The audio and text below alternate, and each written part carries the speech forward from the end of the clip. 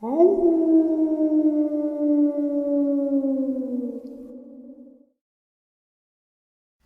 and salutations, everyone. I hope everyone is doing well today, and welcome to this very interesting and information experience-filled upload. Before we jump into it, a couple quick links. As many of you know, I rely on Patreon, PayPal, channel membership, and the merch to help the channel to continue to grow and go. Links to Patreon, PayPal, and channel membership is in the description below. Merch displayed directly under the video. Also, Dogman, Frightening Encounters, Volume 1 through 3, the audiobook versions. They were written and researched by Tom Lyons, narrated and produced by me, Jeff Nadolny. Those audiobooks are available on Audible, Amazon, and iTunes, links to which are also in the description as well. And finally, last but definitely not least, if you'd really like to help support the channel to continue to grow and go, simply subscribe. It does not cost a cent. Click the like button. It takes half a second. If you don't want to miss out on any of the informative uploads that I put out daily, click the bell icon, and folks, please leave a comment and share the video. Why? Well, because all of these things, they really do help the channel to continue to grow and go. They definitely do matter, and they are appreciated. And with that, I have taken far too much of your time. Let's jump in to today's upload, shall we?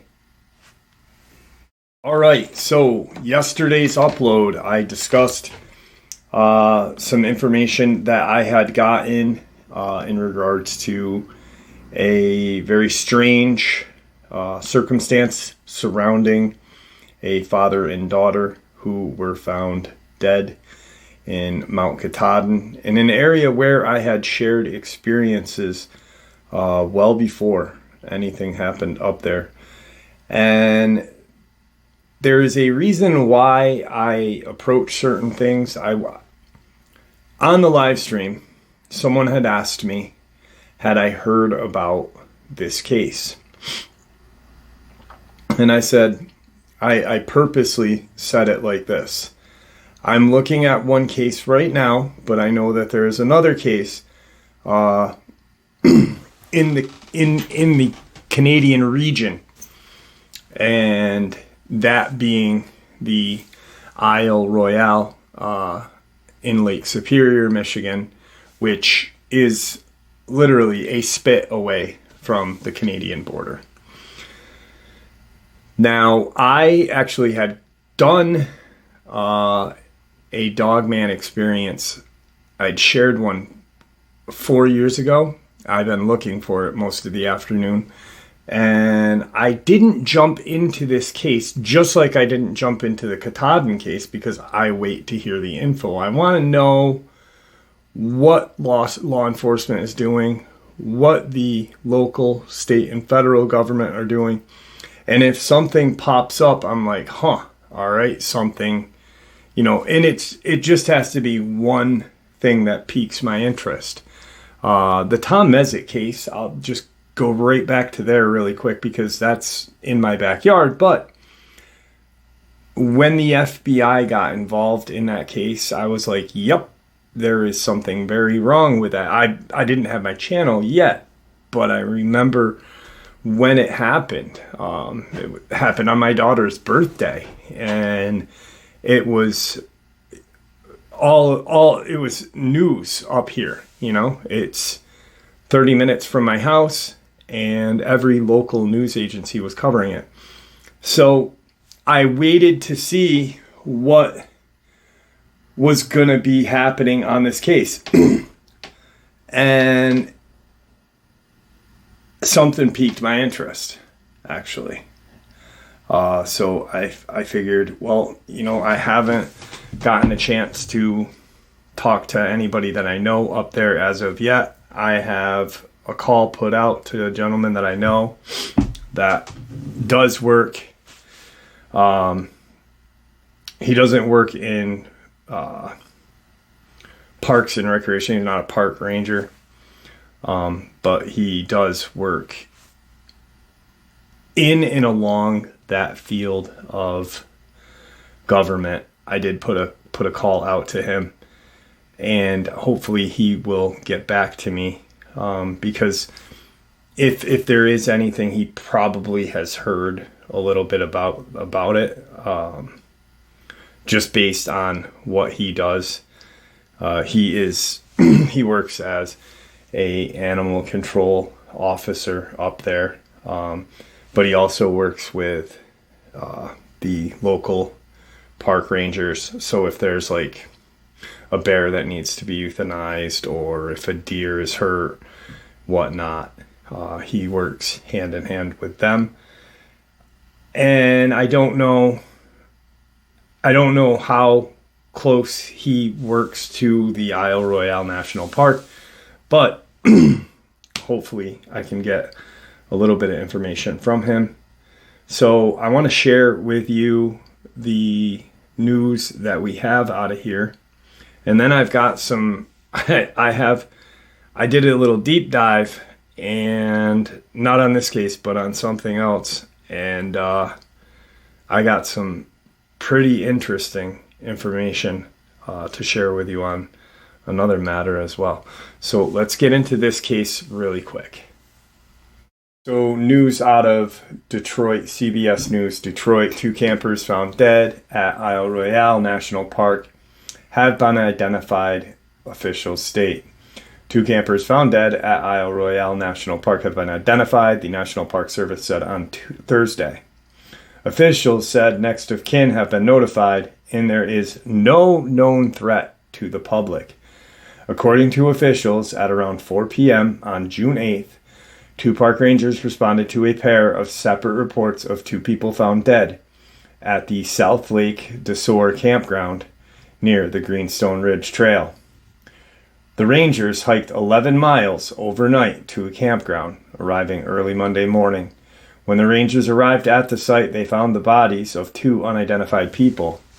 Due to the remote location of the campground within the park, a helicopter and a fixed-wing aircraft were used for the investigation. On Wednesday, the FBI, and that's what piqued my interest, confirmed it was assisting in the investigation. The FBI says it routinely assists in investigations if requested, but this does not mean it will open an investigation. The FBI policy prohibits the confirmation of the existence of investigations, the release of the information on investigations, and any public report on the closing of an investigation, the agency said in a statement. Officials have not released the cause of death. The investigation is still ongoing. Now, that is interesting because the FBI the FBI does not get involved when asked. All right, especially on a missing person or a camper found dead.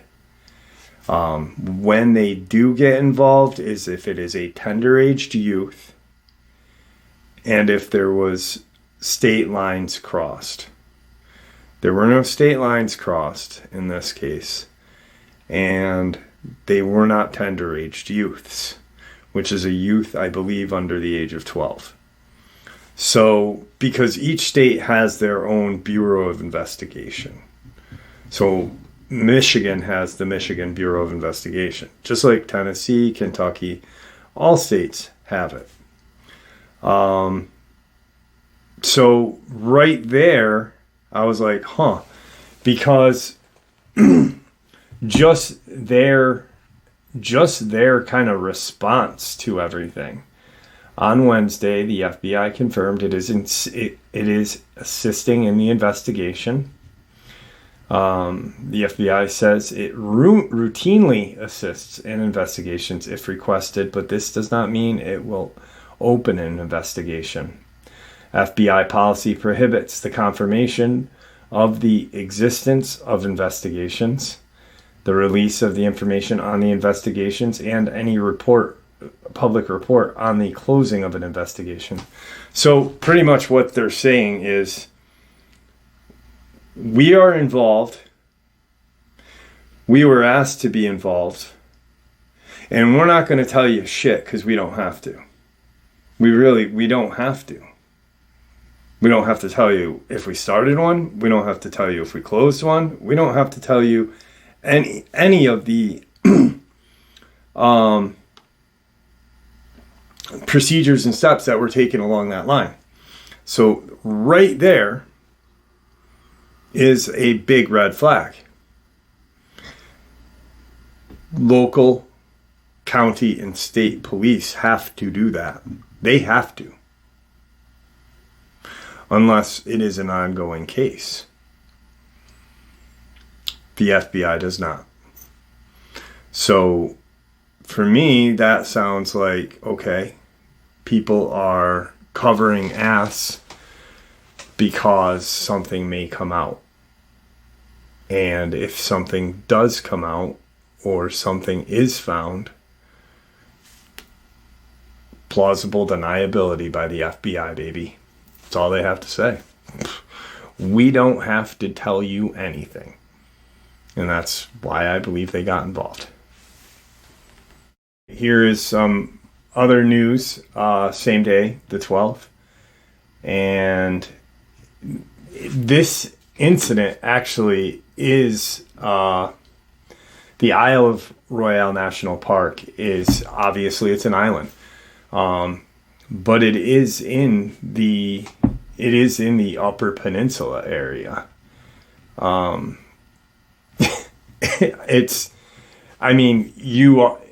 Essentially, it is located north of the Upper Peninsula in a huge body of water called Lake Superior. So this is the next news article. The brief. The two people found dead at Isle Royale National Park on Sunday have been identified, but authorities have not released their names. Information is still limited after the deaths of the two people reported. Timeline is still unclear, and a lot of public interest remains online. Hikers identified. What is new? National Park Service announced that they have identified the two hikers who were found dead at the Isle Royale National Park. Park officials did not name the hikers, but said the next of kin have been notified.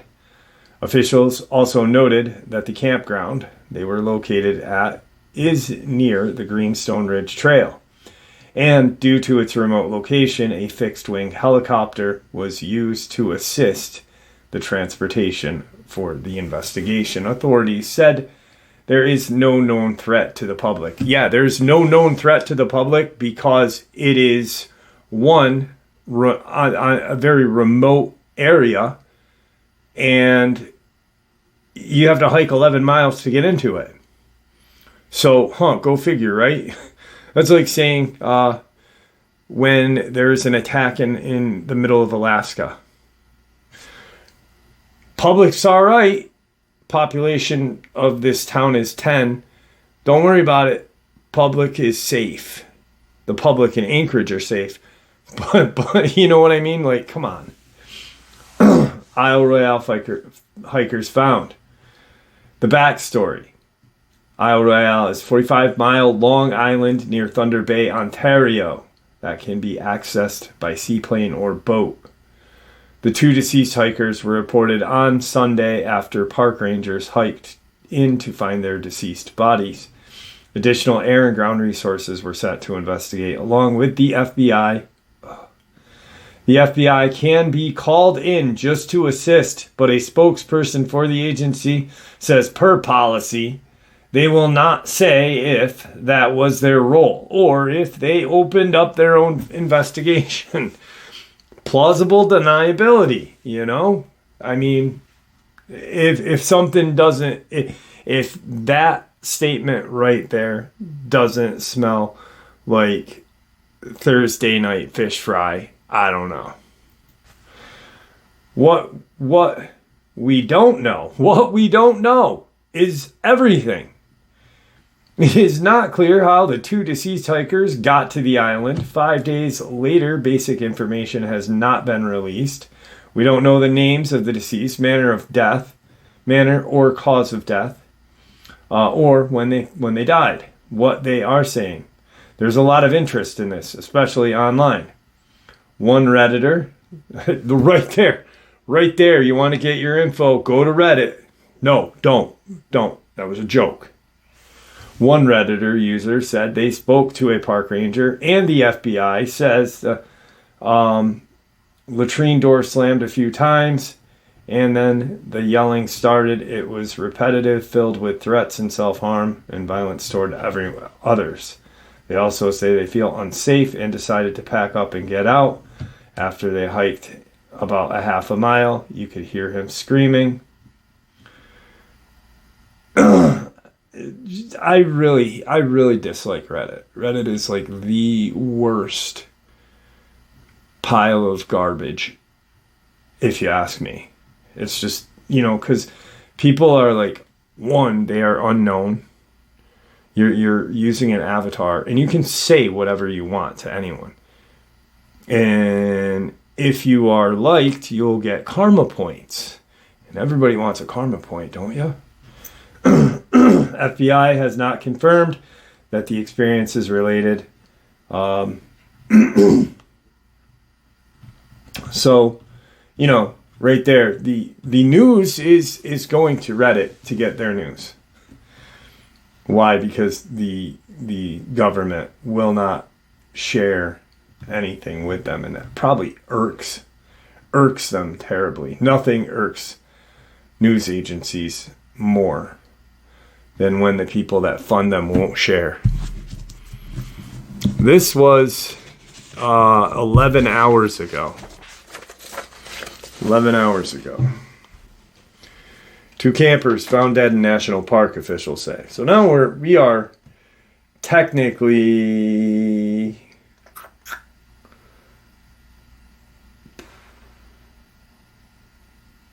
about 10 days into this case, I would say. They hiked in on Monday, on the 9th. So I'm looking at my calendar, if you're wondering what I'm looking at. They hiked in on Monday on the 9th. They got their call was on the 8th. Yeah, so we are 9 to 10 days.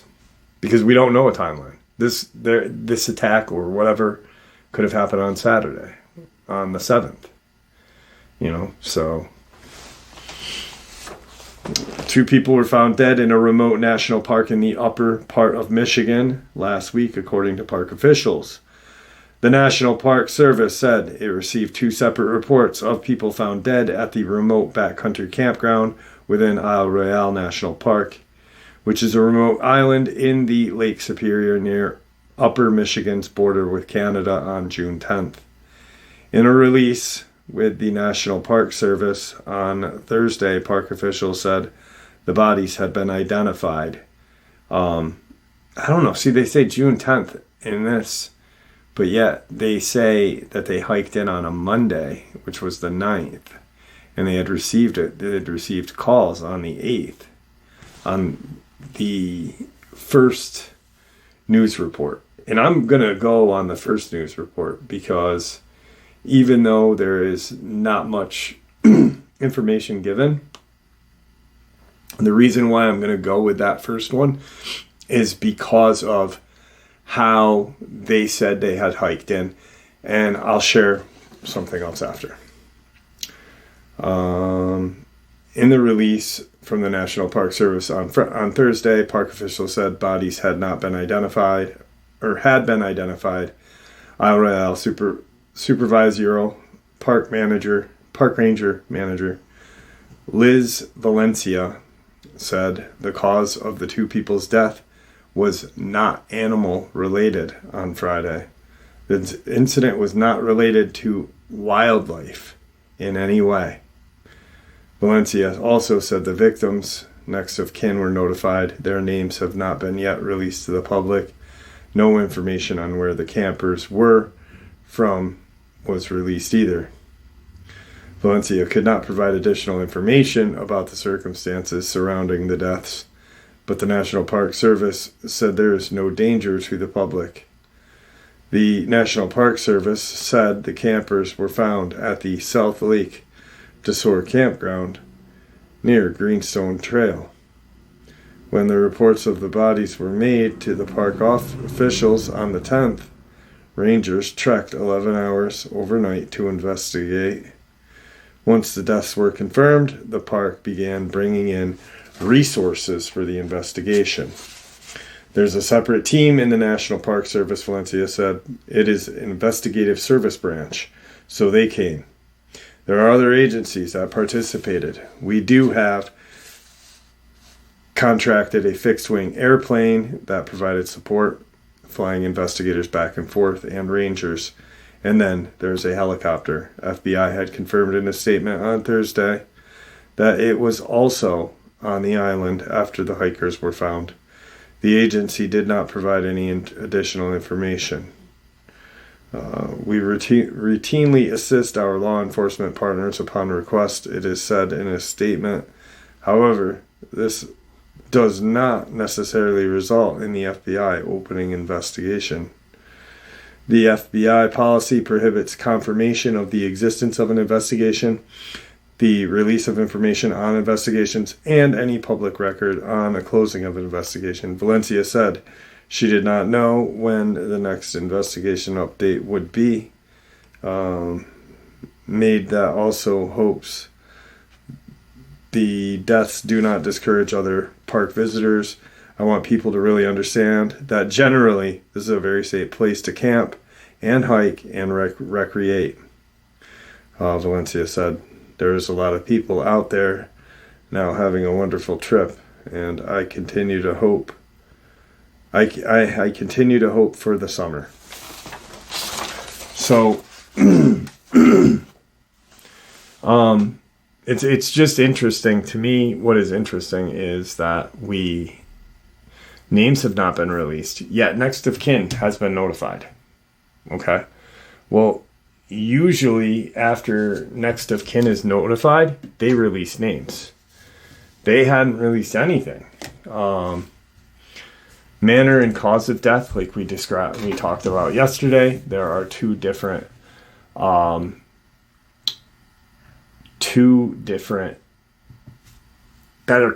subjects, manner and cause. Manner being unalived, homicide, natural, and I forget the other two. Accidental. Excuse me. Now, that goes back 6 days.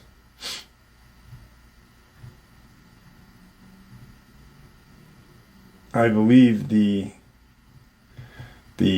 earliest news on this case was 6 days ago, and we'll use this one because this is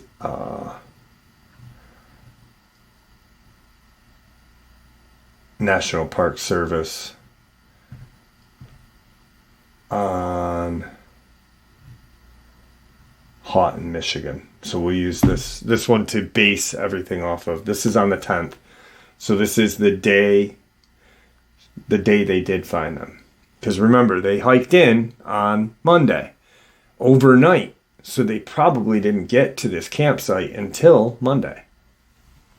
This is the first article from June 10th, the day the bodies were found. National Park Service said deaths of two Isle Royale campers were not animal related. Investigation continues.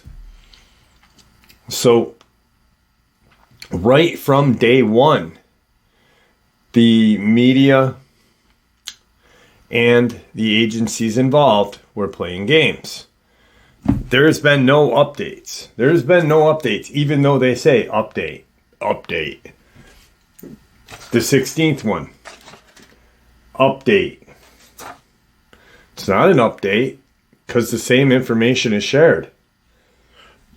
National Park Service said the deaths of two people found on Isle Royale Monday morning were not animal related. So Monday the 9th, they did find them on the 9th. All right, so they must have hiked in on Sunday because it was overnight hike, remember? So And they must have hiked in on the 8th on Sunday. So this whatever happened could have happened on Saturday. Probably did happen on Saturday if they were notified by Sunday and left. Isle Royale Supervisory Park Ranger Liz Valencia ruled out animals as the cause during Friday morning Zoom interview with TV6 Houghton Hancock Bureau reporter Colin Jackson. TV6 first asked if the animals were involved following a Thursday afternoon press conference from the National Park Service that announced the 2 campers had been identified. The incident was not related to wildlife in any way. Valencia could not provide additional information about the circumstances surrounding the deaths, but the NPS said there is no danger to the public. Of course there's no danger to the public. You're on a goddamn island in the furthest reaches of the Upper Peninsula. Like, you're off the Upper Peninsula into Lake Superior, and you can spit into Canada, which would be water, Lake Superior. So, what public? Campers? So just say there is no danger to campers in the state park.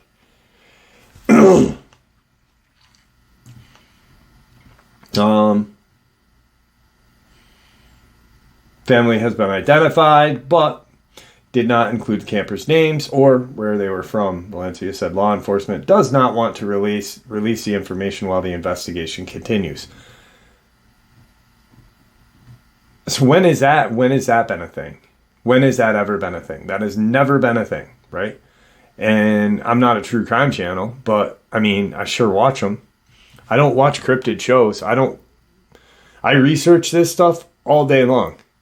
When I am researching or doing, working on information, and when I take a break, you bet your bottom dollar that I'm not thinking about what am I going to listen to? I don't listen to other channels because I'm not going to jade myself, by, listen. No, I'm not going to do that. So I listen to true crime. And I listen to a good friend of mine's channel, probably the best true crime channel, which is Deadbug. And, media always releases the name if next of kin has been notified. So something's up. Thursday. TV6 has been calling the NPS for updates since Tuesday, when it was first announced that the 2 unidentified campers were found at the remote campground in the park. Rangers received 2 reports Sunday evening and hiked 11 hours overnight. Once the deaths were confirmed, park began bringing in resources. All the same, we routinely assist our law enforcement partners upon request. Literally everything is the same. So all of the information on the 16th, from the 10th to the 16th, is just rehashed garbage with the word update attached to it. Update. We're going to share the same info with you guys. Are you ready? Now, one thing that I do is I like to look at hiking trails in the area, and there is a trail that where this occurred, and strangely enough, and I'm gonna share. I'm gonna do something I normally don't do, but there is a trail, and on a website that I use to look at trails and reviews of them, just like the one yesterday I used for Katahdin, and people were talking about that incident on Katahdin. Any hike, any kind of news on this trail has been taken off. The newest news on this trail that is listed, and that trail is Greenstone Ridge Trail. And any news later or later than August 12th of 2024 had been taken off. So a year ago, people have commented on this. They're just not up for some reason. Interestingly enough, Greenridge, sorry, I had to sneeze. It just literally snuck up on me. So something that I normally don't do on this channel is I don't get into my heritage too much. On my dad's side of the family, we're German, and my last name used to be von Nadolny. Prior to World War II, the von was dropped off because my great-grandfather's side of the family thought that Nadolny sounded more Italian. He wasn't thinking, obviously. So they dropped the von. But on my mom's side, we are Mohawk. And I do have my CDIB, certificate of Indian blood, certificate degree of Indian blood. So I have family that lives in the reservation just north of me. And I don't like talking about my heritage because Reddit and creepypastas and movies have pretty much, just like what has happened with skinwalkers, Wendigo has become something that it is not. All right. And interestingly enough, Greenstone Ridge Trail runs from Wendigo to Tobin Harbor. Wendigo is another spelling of Wendigo. Wendigo is spelled Wendigo. And it is a spirit. It is not a cryptid. It is a spirit. Just like Skinwalker is not a cryptid. It is a shapeshifter, witch, spirit, creature, something. It is not. Maybe when it is in its transformation stage, you could classify it as, but we already know what it is, right? Cryptid is just a unidentified animal. That's what the word means. If you have a black magic witch that is practicing black magic and transforms into something, shapeshifts into something, that thing that it is now is not a cryptid. It is that black magic witch. It is that shaman. Just like a Wendigo. But there is variations to the Wendigo. There's a beautiful painting that I saw in Hogansburg of a Wendigo, or a rendition of a Wendigo. And it is the Wendigo is a mist, a black mist, or a cold winter's mist. It is an emaciated human. Very creepy looking.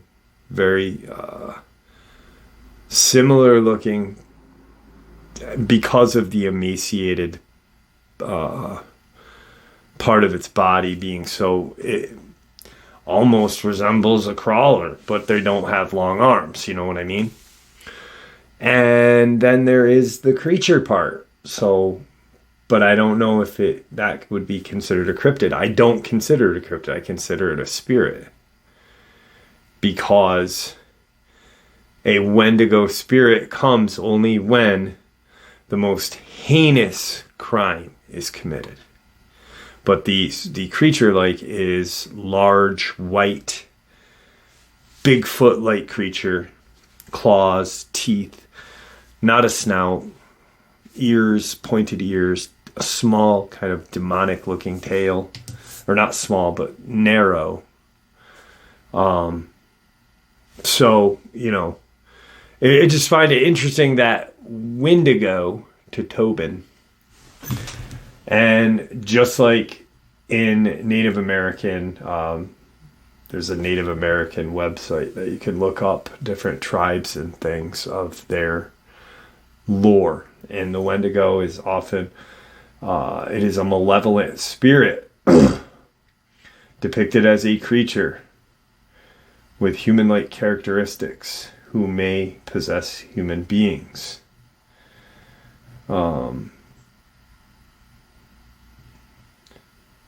Interestingly enough, Wendigo, this is National Park Service. Wendigo is located in the southwest end of Isle Royale National Park. It can be accessed by Voyager 2, Sea Hunter 3, Isle Royale Seaplane Service, and by private boat or seaplane. Use this map to orient yourself with the Wendigo facilities and services. Get up-to-date information about the Wendigo Visitor Center operating hours and current weather prior to your trip. When paying entrance fees, portal to the wilderness, warm breeze blows through the maples and birch. A splash echoes across the water as a cow moose wades into a protected harbor as osprey circles overhead. This is the edge of wilderness. Welcome. Very beautiful. But I just think, it's very interesting that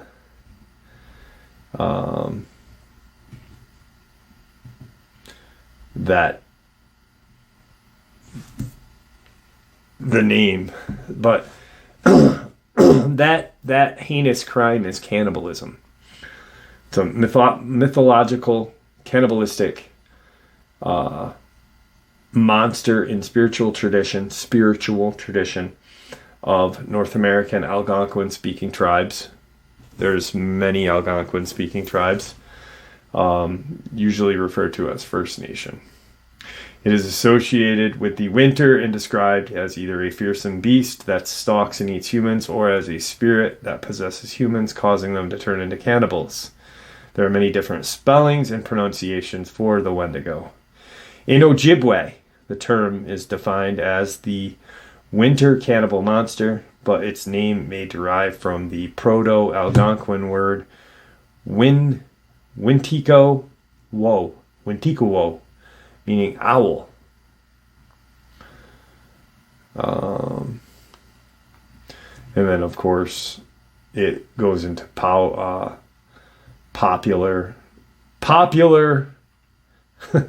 cultural media. I love that that deer-looking creature. God dang it! Oh man. Anyway, I wanted to get into this a little bit with you guys. Like I said, I'm going to talk to somebody that I know who works with animal control up in Michigan. They work in the Upper Peninsula. But I don't know if this will be too far up north for them. I don't know if they've ever been to Isle Royale. Maybe not. Maybe he's heard some information through the grapevine. Either way, when I talk to him, I will let you guys know. The next part of today's upload is something that I'm a little too fascinated with now, and that is the Nephilim. There is one person that I am dying to meet and speak with, and that would be Stephen Quayle. He has shared stuff about my channel on his website. I'm hoping someday to get to meet the man, because to me, he's a legend. Tom Horn, legend. Stephen Quayle, legend. Definitely a person that I need to meet. And his research on the Nephilim, on these watcher creatures, cryptids, dogmen, Bigfoot, these creatures, it is believed, were created by the fallen angels doing their genetic manipulation.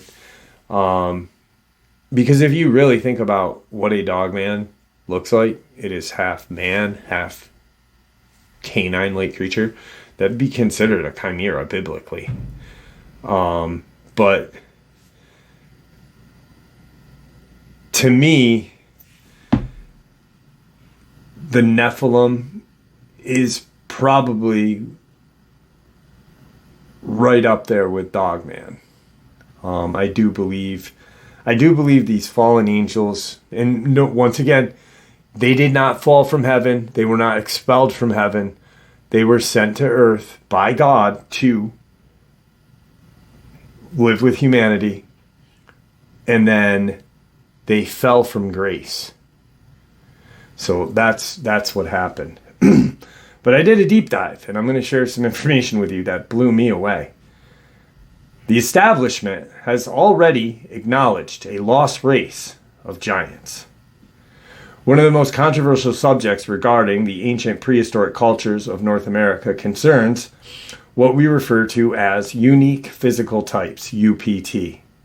For the purposes of what follows, these UPTs are often gigantic humanoid skeletons with hyper-elongated or high-vaulted crania, occasionally extra or pathologically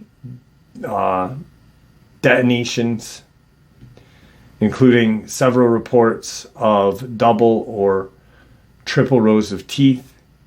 They are usually discovered in burial mounds and associated graveyards of the Adena, Hopewell, archaic cultures, and southeastern ceremonial complex.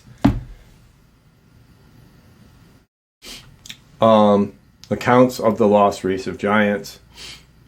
It is common today for alternative history researchers to tell the story of how these beings were discovered and massed throughout the 19th and 20th centuries. Historians, antiquarians, and archaeologists recorded the discovery of UPTs all over the United States, with large concentrations found in mounds and earthworks of the Ohio River Valley and along the Mississippi River. These accounts can be found in any number of county, township, and state histories, as well as anthropological literature from both inside and outside of the Smithsonian Institute. Kentucky, from the mound of the farm of Eden Burroughs near Franklin, was exhumed in May 1841, the depth of over 12 feet, several human skeletons. One of extraordinary dimensions was found between what appeared to have been two logs covered with a wooden slab. Many of the bones were entire. The underjaw bone was large enough to fit over the jaw. Flesh and all of common man of present day. Thigh bones were full 6 inches longer than those of any man in Simpson County. Teeth, arms, ribs, and all gave evidence of a giant of a former race. Joe Davis County, Illinois. Mounds on a bluff have nearly all been opened within the last 2 to 3 years. In all that has been opened, the excavators have found in the center of the pit was evidently dug about 2.5 feet below the original surface of the ground. Bones in this pit include a race of gigantic stature, buried in sitting postures around sides of the pit with their legs extended towards the center. Near the original surface, 10 or 12 feet from the center of the mound, on the lower side, lying at full length on their back, was one of the largest skeletons discovered by the Bureau agents. The length, as proved by actual measurement, being between 7 to 8 feet. It was all clearly traceable.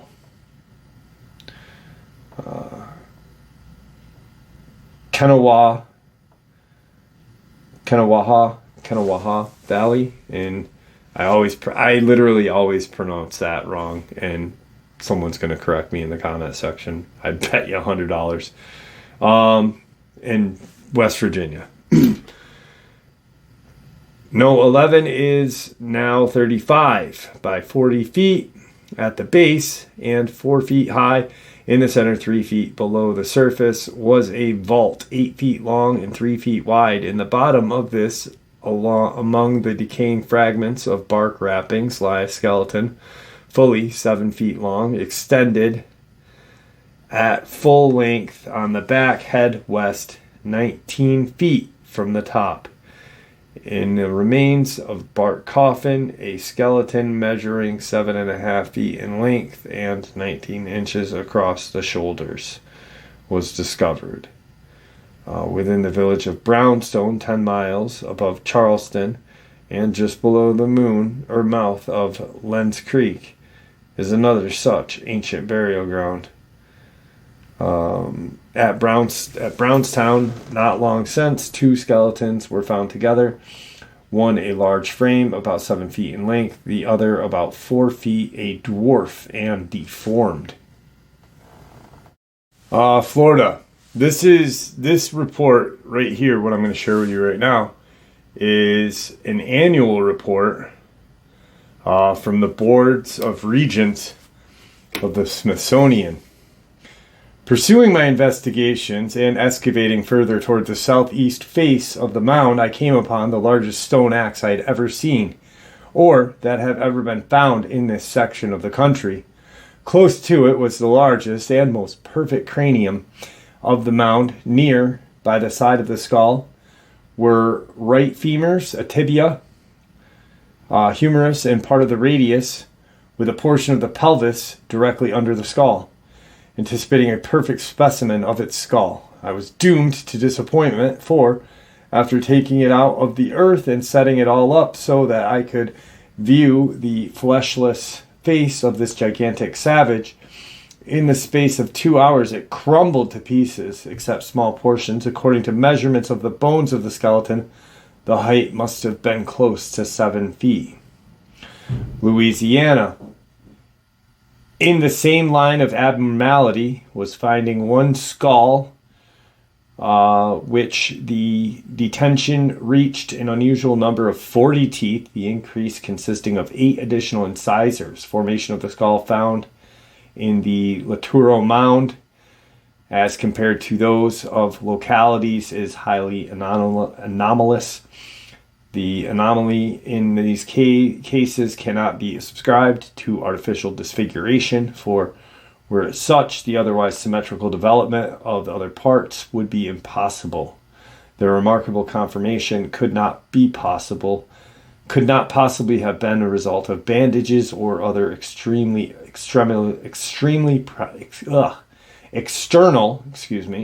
appliances, but was undoubtedly congenital.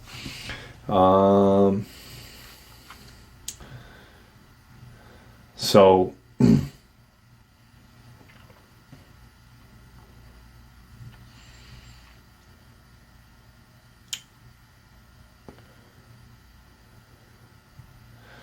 these are all documented evidence of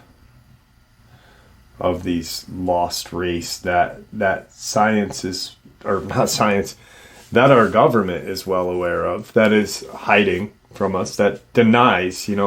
How do you deny something? Well, you use a museum called the Smithsonian to hide everything, hide it all, hide everything they can, they find or deny it. Once again, like the FBI, plausible deniability. They truly love plausible deniability.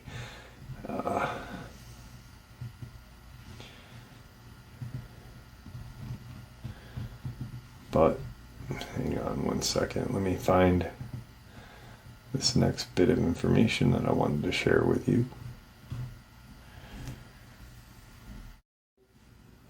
I am super fascinated by Mount Shasta. That is one of the places that I really do want to go to.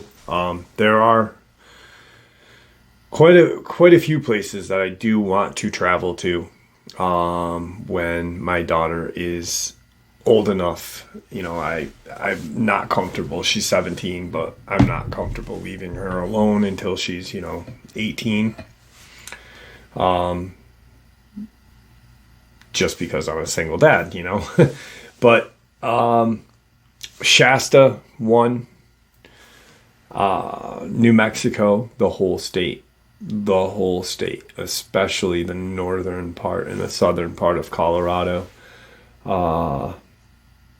Utah, Skinwalker Ranch. A few other places. People are going to say, what about the LBL? No. It's overplayed. I don't have... If I were to go to the LBL, it would not be for...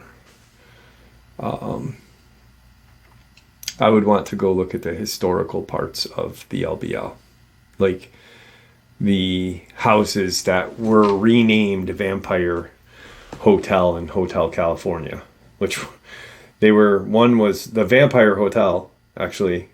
The youth nicknamed it that because that's what kids do when they're in the woods and hanging out. They scare each other. But the Vampire Hotel, technically, if you really look into it, look up the actual history of LBL, was a riverboat captain's home. Beautiful cement home. And things like that. I mean, I go to where Tom Mezek disappeared. I've caught on video the metallic noise that his family members talk about hearing the day Tom disappeared. I caught that, and I've shared it on this channel. There's no denying it, because I've caught it. I've been to the Conjuring House. I've captured the crooked neck lady on my SLS camera with my daughter. LBL does not interest me except the historic parts. I've seen a Dogman. I don't want to see another one. If I do, I do. If I don't, I don't. But too many people talk about it and go there, and it's like I would much rather go to Taylor, Mississippi. But anyway, Mount Shasta. There are countless Native American legends describing prehistoric giants, flood myths, lost civilizations, cataclysms, star people, and other mysterious beings who belong to some remote and forgotten era in the past of California, suggesting a radically different chronologically and ancient history than what is generally known today. Lucy Thompson wrote about prehistoric giants and other mysterious beings who inhabited the Pacific coast in ancient times. Among them, the Wagas, designated as Wog, Woga, or even Little People or Star People in other variations of the legend. Thomas Buckley, a recognized expert on Yorka spirituality, Yoroke,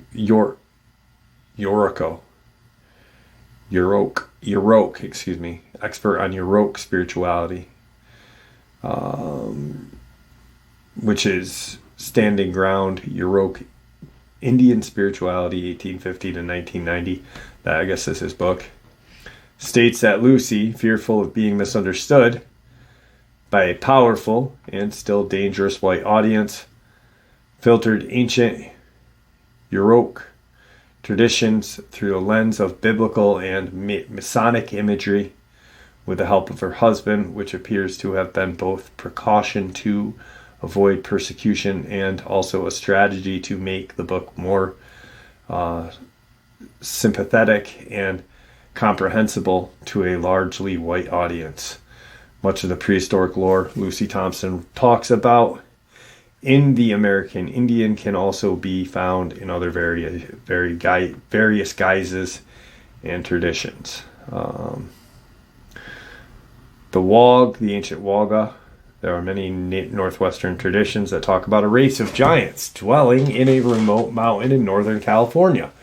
And also a mysterious spiritual people, the Wagga, who inhabited these lands in ancient time and mysteriously vanished. In some tradition, the Waga were said to have left for the heavens from a sacred high country, presumably mountaintops, but a number of them chose to remain behind here on earth and serve as stewards of the land and conduits to the spirit world. The Waga reside in a sacred natural dwelling, which were viewed as portals to other realms, though which they could pass through back and forth.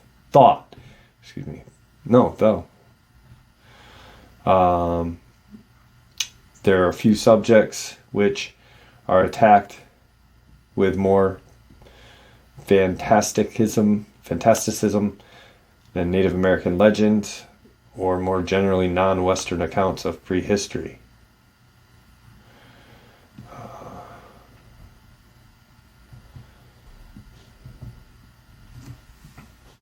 All right, so next part of this J.C. Brown mystery.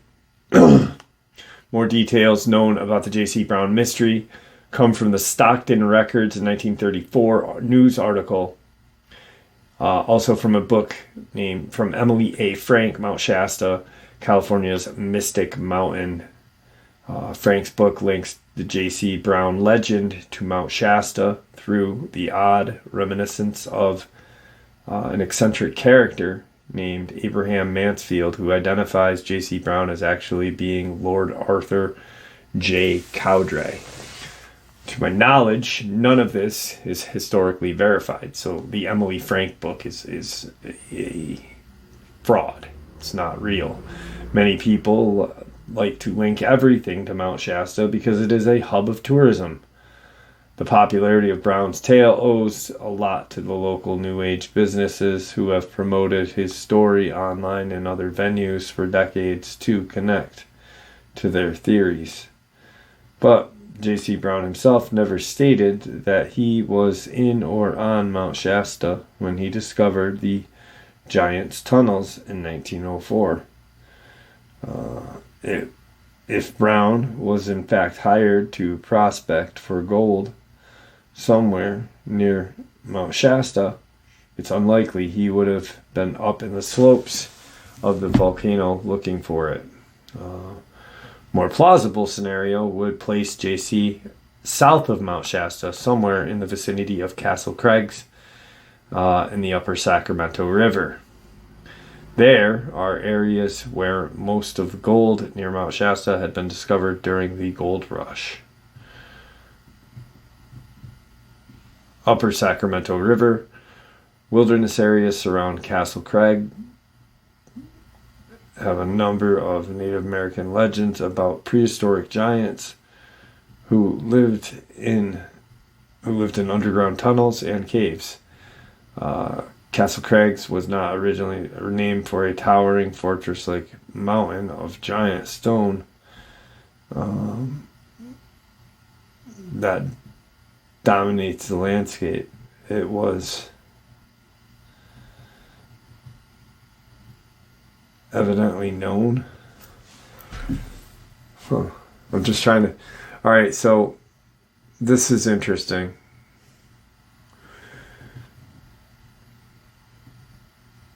Number of Native American legends about prehistoric giants who lived in underground tunnels and caves. Castle Crag was not originally named for a towering fortress-like mountain of granite stone that dominates the landscape. It was originally known as the abode of the devil. Its name was changed to Castle Rock, then later Castle Crags, when it became a California state park.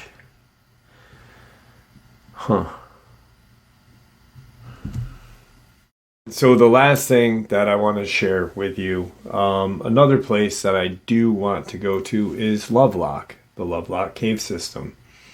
And I found this interesting. Isn't it crazy? Or I wonder, when I first learned about the red-haired giants in Afghanistan, I was kind of, I guess, a little apprehensive on believing it. One, because they're in Afghanistan, right? Two, I didn't know what I now know. And we're talking years ago. If you ever want to get some amazing reads, this book right here, True Legends, Tales of Giants and Plumed Serpents by Stephen Quayle. This is probably one of his greatest books. But I was thinking about how we are in the Middle East, and the Middle Eastern people do not normally have red hair. There are red-haired Middle Eastern men in Afghanistan and Pakistan and such. There are. But it's not common. And then you hear about Lovelock and other these creatures, the Solomon Islands. The book, where is it? A book that I have been so lucky to get because of a subscriber. She made sure I was able to get it. Another great book to read on these things, if you're interested in the Nephilim, is this book, The Unearthing the Lost World of the Cloud Eaters. Once again, by two amazing men of science, cryptozoology, and of God. Both men of God, Stephen Quayle and Dr. Thomas Horn. Where is my... Let's share the other one with you guys, because if you guys can get your hands on this book, this is one that I think everyone should get. The Solomon Island Mysteries. Accounts of giants and UFOs in the Solomon Islands. This book came out in, if I'm not mistaken, I think in the 90s. No, 2009. And it was never put up for reprint. So like this book sells on eBay and other for hundreds of dollars. It's crazy. But it's, to me, I would rather have, and it's, you know, I know a lot of people say things that they don't mean. But if you put, I don't even know, I almost said DeLorean. If you put a Lamborghini in front of me, or said you can have this supercar, or you can have a week in the Smithsonian basement and where they house all of their artifacts, and a week in the Vatican's library, I honestly would take both of those over some stupid car. One, because a stupid car isn't going to give me any kind of mentality. You know, it's not going to make my brain feel good. But two, these are two places that the public is not allowed to go, especially the Vatican. Just there, the information is there that we all seek, to be honest with you. But so getting back to red-haired giants. Lovelock, Native Americans go to war with these red-haired giants. It's very interesting, very weird, right? So, ancient race of white giants described in Native American legends from many Native American tribes. Several Native American tribes have passed down legends of a race of white giants who were wiped out. We'll take a look at a few such legends. The Choctaw, Comanche of the United States, down to the Manta of Peru. Choctaw Jorge Bardwell Cushman wrote his book in 1899, History of Choctaw, Chickasaw, and Natchez Indians. The tradition of the Choctaw told of a race of giants that once inhabited the now state of Tennessee, and with whom their ancestors fought when they arrived in the Mississippi in their migration from west. The tradition states the Naholo, which is the race of giants. Cushman said Naholo came to be used to describe all white people, but it originally referred specifically to a giant white race with whom the Choctaw came into contact when they first crossed the Mississippi River. The Naholo were said to be cannibalistic, whom the Choctaw killed whenever the opportunity arose. The Comanche, Chief Rolling Thunder of the Comanche tribe, a tribe of Great Plains, gave the following account of an ancient race of white giants in 1857. Innumerable moons ago, a race of white men, 10 feet high, and more rich and powerful than any white people now living, here inhabited a large range of the country, extending from their rising to the setting sun. Their fortifications crowned the summits of mountains, protecting their populous cities situated in intervening valleys. They excelled every other nation which was flourished, either before or since, in all manner of cunning handcraft, were brave and warlike, ruling over land they had wrestled from its ancient possessors with high and haughty hand. Compared with them, the pale faces of present day were pygmies in both art and arms. Chief explained that when this race forgot justice and mercy and became too proud, the Great Spirit wiped them all out, and all that was left of their society was mounds still visible on the tablelands. This account was documented by a Dr. Donald Panther Yates, a researcher and author of the books Native American History and his blog. Navajo, Yates also writes of a star-make people of Navajo legend, describing them as a regal race of white giant endowed with mining technology who dominated the West, enslaved lesser tribes, and had strongholds throughout the Americas. They were either extinguished or went back to the heavens. The Manta of Peru. Now we're going all the way down to Peru, which the Amazon rainforest and other parts of the Amazon, there have been a race of giants spotted in that area as well. The Manta, in 1553, Pedro Ciez de Leon wrote in Chronicle of Peru about legendary giants described to him by a Manta indigenous people. There are, however, reports concerning giants in Peru who landed on the coast at the point of Santa Elena. Natives relate the following tradition, which had been received from their ancestors from very remote times. They arrived on the coast in boats made of reed, as big as large ships, a party of men of such size that, from the knee downwards, their height was as great as an entire height of an ordinary man.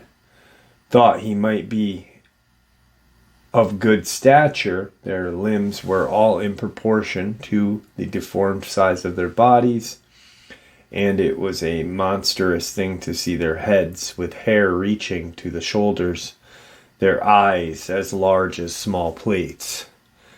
Leon said that the habits of these giants were revolting to the natives, and heaven eventually wiped out the giants because of those habits. So their preference, their habits, which it all, if you really think about this here, I really want to these are all, you can essentially tie in the Great Flood to all of these ancient tribes of men. Just because how is a Native American tribe or a tribe that is in Central and South America gonna know about what's going on in the Middle East where Jesus walked? How is he gonna know about Moses? And they're not, because it's impossible. But they lived during that time. They were thousands and thousands of miles away. But there is proof. Proof is in the pudding of floods occurring roughly around the same time the biblical floods happened. If there's a deluge on earth, of course every place on earth is going to be hit. The Paiute are said to have oral tradition and told of red-haired white cannibals about 10 feet tall who lived in or near what is now known as Lovelock Cave in Nevada. It is unclear whether this oral tradition about the so-called Sichi giants existed, or if it was an exaggeration or distortion of their legends made after the Paiute were almost killed or dispersed by 1833 by an expedition explorer named Joseph Walker.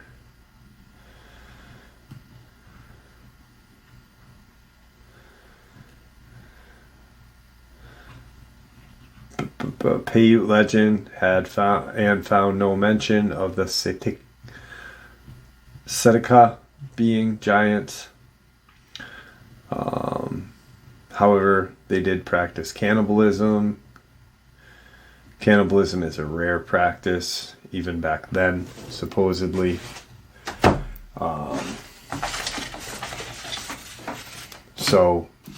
You've got all of these races throughout the world, and they are talking about the exact same thing. It's pretty strange and pretty hard to deny that these things are existing, yet no one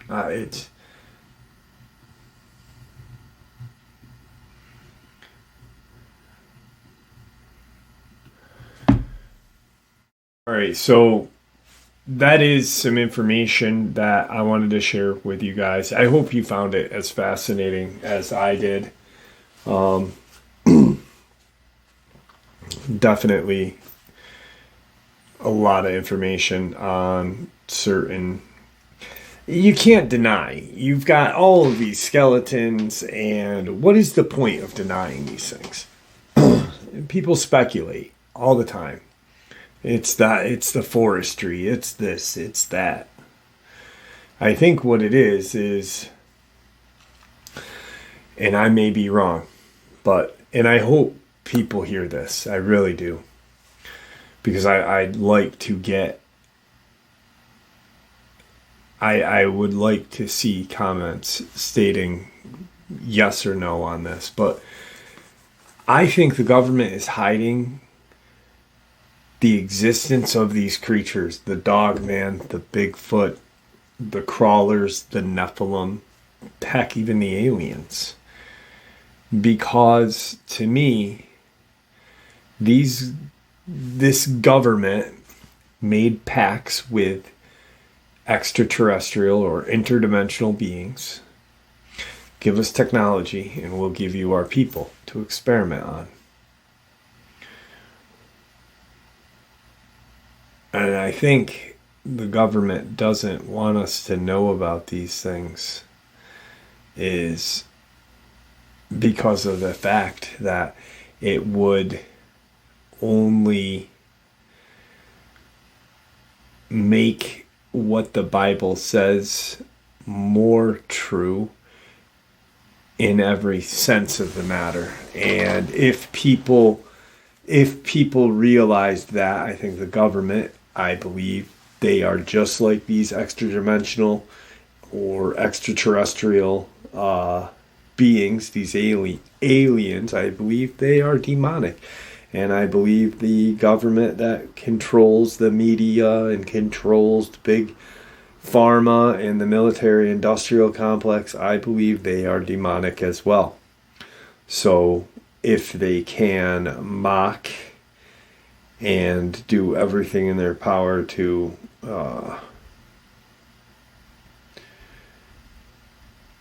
ridicule us and everyone else, the government just wants to mock the Bible because they are demonic.